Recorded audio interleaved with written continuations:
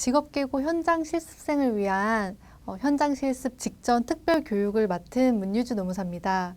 5번째 시간인데요. 사례로 알아보는 권리구제 방안에 대해서 한번 살펴보도록 하겠습니다. 이번 시간에는요, 우리 현장 실습생들이 현장 실습 중 다치거나 또는 부당한 대우를 받았을 때 어떻게 대처를 해야 되고 내가 어떤 권리를 갖고 있는지에 대해서 알아보도록 하겠습니다. 자, 현장 실습 중 다쳤다면 산업재해 신청이 가능한데요. 산업재해라는 거는 업무상 사유에 따라서 근로자가 부상이나 질병, 장애 등을 입게 되는 경우를 의미합니다. 산업재해를 신청을 하려면 단 한 가지 좀 요건이 필요한데요. 4일 이상의 치료가 필요하다는 의사의 소견이 필요합니다. 그럼 산업재해를 신청하게 되면 어떠한 보상이 주어지는지 좀 살펴보도록 하겠습니다. 네, 산업재해 신청을 하면 어떠한 보상을 받을 수 있는지 좀 살펴보도록 하겠습니다. 치료될 때까지 치료비를 지급하는 요양급여라든지 아니면 산재치료로 일을 못하는 동안 생계비를 위해 지급되는 휴업급여라든지 산재치료 후에 장애가 남았을 경우에 지급되는 장애급여라든지 이런 것들이 지급이 되고요. 그 밖에 사망사고가 있을 때는 유족들한테 유족급여, 장의비 등이 지급이 됩니다. 산업재해 신청에 대해서는 이 동영상을 조금 참고해 주시면 될 것 같습니다. 네, 조금 더 구체적으로 실제 현장 실습 중 사고로 다쳤을 때 어떠한 순서대로 좀 대처를 하면 좋은지 한번 살펴보도록 하겠습니다. 이 조리원으로 실습을 나갔는데 이 학생이 소스를 요리하다가 뜨거운 것에 튀긴 거예요. 그래서 화상을 입었는데 이럴 때 어떻게 대처를 해야 할까요? 네, 먼저 화상을 입은 사실을 회사에 즉시 알릴 필요가 있습니다. 그리고 나서 병원에 가시면 되는데 사실 조금 여유가 되신다면 화상이 발생된 시간이나 어떤 그 경위 같은 거를 좀 휴대폰에라도 좀 기록을 해 두실 필요가 있고요. 아니면 학교나 학부모님 그리고 동료분들한테 알려서 이런 부분들이 좀 기록이 될 수 있도록 하는 것이 좋습니다. 그리고 가능하다면 동료분들한테 그 현장 상황을 좀 사진을 찍어달라고 한다든지 이렇게 좀 챙겨두시는 게 필요하고 급박한데 꼭 이거를 해야 된다라는 게 아니라 여유가 되면 이 부분도 좀 챙겨두셔라 라는 겁니다. 그렇게 해서 병원에 갔는데 4일 이상의 치료가 필요하다라는 진단을 받는다면 이걸 가지고 근로복지공단에 가셔서 산업재해 신청을 하시면 되겠습니다. 방금은 현장 실습 중에 다쳤을 때인데 현장 실습 때문에 질병이 생겼을 때가 있어요. 예를 들어서 이 친구 같은 경우에는 자동차 부품 조립 공장에서 일을 했는데 무거운 상자를 매일 옮기다 보니까 허리가 아픈 거예요. 그래서 보니 이게 허리 디스크로 판정이 난 상황이었는데요. 이때에도 동일하게 그 산업재해를 신청하는 거는 절차는 같습니다. 다만 질병 같은 경우에는 사고랑은 다르게 굉장히 다양한 요인들이 영향을 주기 때문에 이 질병 발생의 원인이 내가 한 작업, 그러니까 신체 부담 작업 때문이라는 것을 본인이 어느 정도 입증하고 설명을 할 수가 있어야 되고요. 이런 부분에 대해서는 학교 전담 노무사님의 좀 도움을 받으셔라고 말씀을 드리고 싶습니다. 네. 두 번째는 부당한 업무 지시를 받았을 때인데요. 표준 협약서와 다른 부당한 업무 지시를 받았을 때 어떻게 대처를 해야 될까요? 예를 들어서 회사에서 세무 업무를 배우기 위해서 실습을 받고 있는데 사실 세무 업무와 전혀 관련이 없는 잔심부름만 시킨다든지 이런 경우에는 문제가 될 수 있습니다. 그래서 이 표준 협약서에 나온 근로 조건과 다르다는 것을 선생님한테 얘기를 해서 이런 부분들은 회사 측에 알리고 시정이 될 수 있도록 해야 되고요. 실제 사례에서는 회사 측에서 이런 현장 실습에 대한 의지가 없다고 판단해서 학생들을 복교 조치한 사례도 있습니다. 네, 다음은 실습 수당을 제대로 받지 못했을 때인데요. 예를 들어서 10일 날 수당을 받기로 했는데 계속해서 차일피일 미룬다던가 이런 수당 체불이 생겼을 때도 바로 선생님 또는 전담 노무사한테 알려서 이런 체불 문제를 해결하실 필요가 있겠고요. 네, 다음으로는 실습 조건의 위반이 있을 때인데요. 연장, 야간, 휴일 실습 등 실습 조건 위반이 있는 경우가 있습니다. 예를 들어서 월요일부터 뭐 금요일까지 주 이제 5일 그리고 9시부터 6시까지 근무를 하기로 했는데 마음대로 회사에서 이 근로 조건을 변경하거나 아니면 상시적인 연장 근로를 명령을 할 때에는 이런 부분에 대해서 우리 표준 협약서에 나온 근로 조건과 다르다라고 하면서 선생님한테 알리셔야 되고요. 선생님들도 이런 부분을 확인하셔가지고 수당은 그대로 지급이 되는데 이 학생들이 일하는 시간이 굉장히 길다라고 한다면 이런 부분에 대해서 수당이 미지급되고 있는 부분에 대해서도 좀 체크를 해주셔야겠습니다.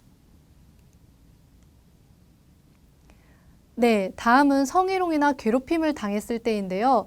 이것도 선생님이나 뭐 전담 노무사님한테 알리는 거는 당연한데 이런 부분에서 우리 학생들이 본인이 이제 성희롱이나 괴롭힘에 대한 판단이 제대로 되어 있지 않아서 다른 분들도 좀 다 참고 일을 하시는 것 같은데 이제 나도 그냥 이렇게 일을 해야 되나? 아니면 이게 그냥 사회생활인가? 이렇게 생각을 하셔가지고 말을 안 하시는 경우가 좀 다수 존재합니다. 그래서 본인이 어떤 그 누군가의 행위로 인해서 불편감, 뭐 모욕감, 수치심 등 이런 감정을 느꼈다면 선생님이나 노무사님한테 적극적으로 좀 도움을 요청하시고 소통을 하시는 것이 필요하겠습니다. 네, 제가 계속해서 이제 학교 전담 노무사, 전담 노무사 이 얘기를 드렸는데요. 실제로 그 직업 계고 학교에는 학교 전담 노무사님들이 다 배정이 되어 있습니다. 그래서 학교 전담 노무사님에 대한 연락처를 이제 선생님을 통해서 먼저 얻으셔가지고 이런 뭐 사건 사고가 발생했을 때 좀 도움을 적극적으로 얻으시기를 바라겠습니다. 네, 교육청별로 부당대우 신고센터도 잘 마련이 되어 있는데요. 해당 연락처를 좀 참고하시면 될 것 같고, 이런 신고센터에서는 단순히 뭐 이제 현장 실습에 대해서 뭐 부당한 조치가 있었다, 그리고 복교 조치를 한다, 여기서 끝나는 것이 아니라 향후에 이 학생들한테 심리 상담이라든지 아니면 새로운 실습처 발굴이라든지 이런 조치도 취하기 때문에 좀 적극적으로 이용을 하시기 바라겠습니다. 실습생분들이 이제 사용자분들과 근로계약을 체결해서 이제 취업이 되시는 경우도 있어요. 이제 그런 후에도 사실 이런 부당한 대우들은 계속 있을 수 있거든요. 이제 그때 본인이 어디서 이제 권리구제를 받을 수 있는지 좀 아시는 것이 필요한데요. 간략하게 좀 설명을 드리면 임금 체불이나 직장 내 성희롱, 괴롭힘 등이 발생했다라고 하면 노동청에 가시면 되고요. 아까처럼 일하다가 다치거나 뭐 질병에 걸렸다면 근로복지공단으로 가셔서 산업재해 신청을 하시면 되겠습니다. 그리고 일하다가 부당하게 해고를 당하거나 징계를 받게 된 경우에는 노동위원회라는 기관에 가시면 되겠습니다. 사실 이러한 그 기관들을 다 알고 계시는 게 어려울 거라고 좀 생각이 돼요. 그래서 이거 하나는 좀 기억을 해두셨으면 좋겠는데 청소년 근로권익센터라고 있습니다. 여기는 이제 전화나 뭐 온라인 그리고 이제 카톡 이런 상담이 다 가능하기 때문에 만 34세 이하의 이제 근로자분들한테 공인노무사가 무료로 상담을 제공하니 이 부분을 조금 잘 기억해 두셨다가 적극적으로 이용을 해 주셨으면 좋겠습니다. 네, 다음으로 꼭 알아야 하는 산업 안전에 대해서 살펴보겠습니다. 먼저 우리 학생분들이 이제 작업장에 이제 배치가 되면 개인 보호구를 이제 받게 되는데 이 개인 보호구를 꼭 착용하실 필요가 있습니다.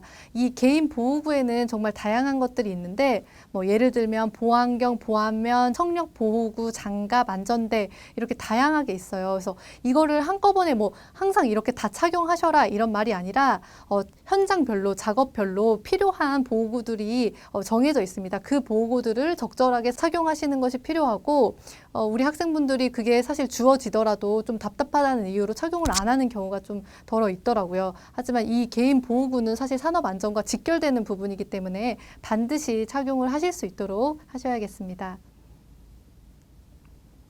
다음으로는 안전표지판인데요. 안전표지판 같은 경우에도 좀 이렇게 눈에 익혀두시는 것이 필요합니다. 뭐 금지되는 거 이런 거는 하면 안 된다. 이런 건 좀 유의해라. 이런 사항들이 있기 때문에 이런 것들은 좀 눈에 익혀두셨다가 본인의 이런 안전과 직결될 수 있는 부분에 대해서 조심하시는 것이 필요하겠습니다.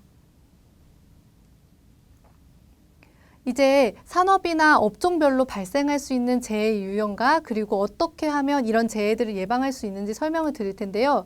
이게 내용이 굉장히 많기 때문에 일단은 간략하게 좀 중요한 부분 위주로 설명을 드리도록 하겠습니다. 먼저 기계나 제조업 분야에서 가장 많이 보실 수 있는 게 컨베이어 벨트인데요. 컨베이어 벨트는 계속해서 이렇게 움직이기 때문에 우리 학생들이 끼거나 아니면 거기에 물건이 떨어지거나 이런 사고들이 많이 발생합니다. 그래서 이런 사고들이 덜 발생하기 위해서는 사실 학생분들이 좀 불안전한 행동을 좀 주의하셔야 되는데, 예를 들어서 컨베이어 벨트를 그냥 이렇게 넘어가기 위해서 거기 위로 이렇게 넘어간다던가 아니면 이제 끼기 쉬운 좀 이렇게 팔락팔락 되는 옷을 입는다거나 이런 것들은 주의를 하셔야겠습니다. 다음은 선반 밀링 작업 시에 발생할 수 있는 재해 유형인데요. 이게 공구나 공화물이 계속해서 이제 움직이는 작업이기 때문에 혹시라도 그런 것들에 이제 맞아서 이제 뭐 타박상을 입거나 하는 경우가 이제 종종 존재합니다. 그래서 이럴 때는 이제 움직이는 뭐 공화물이나 공구가 있을 때는 함부로 이렇게 물건을 만지거나 하는 걸 조심하셔야 되고요. 또 이것도 마찬가지로 끼임 사고가 많이 발생합니다. 그래서 장갑 같은 것도 단순히 면장갑보다는 이렇게 딱 몸에 잘 붙는 가죽 재질의 장갑 사용하시는 게 필요하겠습니다. 네, 다음으로는 차량계 하역 운반기계 작업 시에 발생할 수 있는 사고인데요. 이게 운전하시는 분만이 아니라 이제 이거를 주변에 있다가 다치시는 분들이 굉장히 많이 존재를 합니다. 그래서 이거는 이 운전을 하시는 분은 이제 자격을 가지고 이제 안전 운전을 하시는 게 필요하겠고요. 그리고 이 운반 기계를 사용할 때는 그 용도 외에 사용하는 거를 굉장히 주의하셔야 합니다.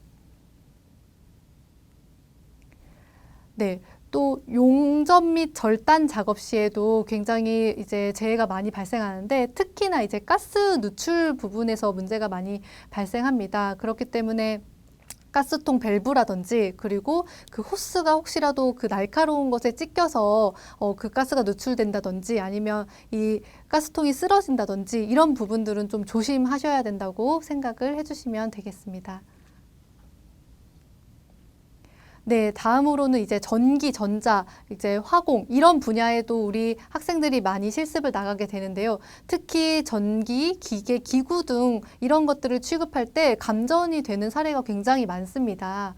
이 부분에서는 사실 그 학생분들이 제일 조심해야 되는 거는 그 절연용 보호구를 꼭 사용을 하시기 바라겠습니다. 이제 다른 부분들은 미리 이런 주의사항들을 알려주시기 때문에 그런 부분들을 잘 따라야 할 의무가 있고요. 다음은 납땜 작업시인데요. 이 납땜 작업을 할 때에도 아무래도 이렇게 작은 걸 이렇게 자세히 보고 하려다 보니까 이런 그 철선이나 이런 게 눈에 들어가거나 아니면 이런 뜨거운 것이 이제 팔이나 이런 데 닿아서 화상을 입는 경우가 종종 존재합니다. 그래서 이런 부분들이 위험하다라는 것을 알고 그 보호구, 보호 안경 이런 것들을 꼭 착용하시기를 바라겠습니다. 네, 다음은 관리 대상 유해물질 취급 작업시인데요. 주로 이제 화학공업 분야에서 이제 유해물질을 많이 이렇게 사용하다 보니까 이런 것들이 호흡기나 또는 피부를 통해서 이제 사람의 내부로 들어왔을 때 장기에 굉장히 심각한 손상을 줄 수가 있습니다. 그래서 이런 부분들은 사실 이 유해물질을 아예 우리가 접촉하지는 않을 수는 없고 본인들이 이제 호흡기용 이제 보호구라든지 아니면 이제 불침투성 보호의, 보호 장갑 등을 착용해서 이런 것들이 내 피부나 내 호흡기를 통해 들어오지 않도록 이제 방지하는 것이 필요합니다. 다음은 이제 건설업 분야인데요. 이제 건설 현장에도 우리 학생들이 이제 실습을 나가는 경우가 있는데, 달비계라고 해서 이제 외벽 공사할 때 이제 로프 매달아서 작업을 하는 경우가 있어요. 이거는 굉장히 큰 사고로 직결이 될 수 있는 부분이기 때문에 뭐 회사에서도 점검을 하겠지만 로프 다시 한번 점검하고 그리고 추락 방지대가 잘 마련되어 있는지도 확인을 해보실 필요가 있겠습니다. 네, 다음은 건설기계 작업시인데요. 이 건설기계 작업을 할 때는 아무래도 규모가 크다 보니까 많은 작업자분들이 함께 일을 하세요. 그래서 여기서 중요한 거는 이제 작업을 유도해 주시고 이제 지시해 주시는 신호수분의 작업 지시에 제대로 따르고 이제 그분을 주시하는 것이 좀 필요하다고 하겠습니다. 네, 다음은 조적, 미장, 방수 작업 시에 일어날 수 있는 재유형인데요. 이때는 이제 발판이 잘 마련되어 있지 않아서 추락을 하거나 아니면 이게 아무래도 화학용품을 사용하다 보니까 여기서 질식되시는 분들이 있어요. 그래서 이 발판이 잘 마련되어 있는지 그리고 환기는 제대로 시키고 있는지 이런 부분들을 좀 확인을 미리미리 해주셨으면 합니다. 네, 다음은 상하수도 공사시인데요. 이것도 그 건설기계 공사랑 마찬가지로 이제 다양한 작업자분들이 함께 일을 하시는 경우가 많아요. 그래서 이것 또한 이제 신호수의 작업 지시, 작업 유도 등에 잘 따라하셔야 되고 이게 아무래도 이제 교통이 있는 곳에서 이제 차가 지나다니는 곳에서 이런 공사를 많이 하다 보니까 이런 부분들을 좀 유의를 하셔야 됩니다. 다음은 서비스 사무직 분야인데요. 이쪽에서도 우리 그 학생들이 많이 나가서 일을 하고 있어요. 특히 이제 주방 조리원이나 뭐 음식 서비스업에서 일을 하시는 경우가 있는데 이 주방 자체가 굉장히 많은 위험이 좀 도사리고 있습니다. 일단 물이 이렇게 있기 때문에 넘어지거나 미끄러지는 이런 사고가 많고요. 또 불을 사용하기 때문에 화상이라든지 이런 거에 쉽게 노출이 될 수 있습니다. 그리고 칼이나 이런 것들 조리 도구를 통해서 손베임이나 이런 것들이 자주 발생을 하고요. 그리고 식자재를 운반하다가 뭐 허리가 다친다던가 이런 근골격계 질환이랑도 연관이 있기 때문에 발생할 수 있는 제 유형들을 조금 상세하게 알아두시고 좀 조심해야 될 부분들을 좀 확인을 해두시기를 바라겠습니다. 네, 다음은 미용이나 네일 종사를 하시는 이제 실습생 분들한테 해당하는 건데요. 이쪽에도 사실 학생들이 많이 나가요. 근데 여기서는 아무래도 그 다른 사람을 직접 이제 접촉하거나 뭐 피부를 만지거나 하는 경우가 많아서 이제 전염성 질환이나 아니면 접촉성 피부염 이런 데 쉽게 노출이 되더라고요. 그래서 항상 그 장갑이라든지 이런 보호구들을 꼭 잘 착용을 하셔야 되고 이 업무가 또 불편한 자세로 좀 장기간 일을 해야 되기 때문에 근골격계 질환도 쉽게 일어날 수 있습니다. 그래서 뭐 잦은 이렇게 스트레칭을 자주 해준다든지 이런 것들이 좀 필요하겠습니다. 네, 마지막으로 이제 감정노동을 하시는 경우인데요. 뭐 예를 들어서 은행원이라든지 뭐 승무원이라든지 이런 분들은 자신이 표현하는 감정과 그리고 실제 본인이 갖고 있는 감정이 다름에도 불구하고 회사에서 요구하는 서비스 수준을 맞추기 위해서 이 본인의 이제 감정을 억누르거나 아니면 뭐 끌어올리거나 이런 노동들을 해야 하는 경우가 많습니다. 이럴 때는 굉장히 이제 스트레스나 이런 스트레스가 심해지게 되면 우울, 뭐 자살 충동 이런 질환에 노출되기 쉽기 때문에 아무래도 이런 스트레스를 해소하는 거, 뭐 긴장을 완화하는 이런 그 관리가 좀 필요하겠습니다.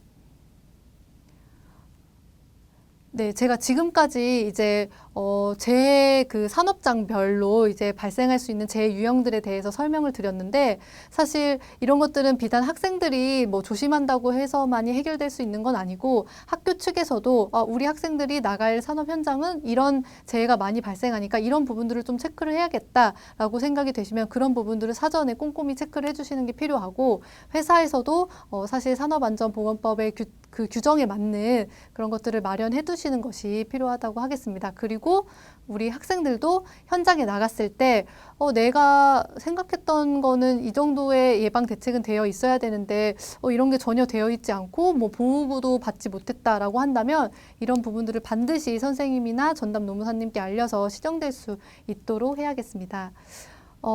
지금까지 이제 강의를 다 해서 드렸는데요. 우리 친구분들이 건강하고 안전한 일터에서 실습을 잘 마무리하셔가지고 좋은 사회 구성원으로 함께 만나 뵐 수 있기를 바라겠습니다. 네, 감사합니다.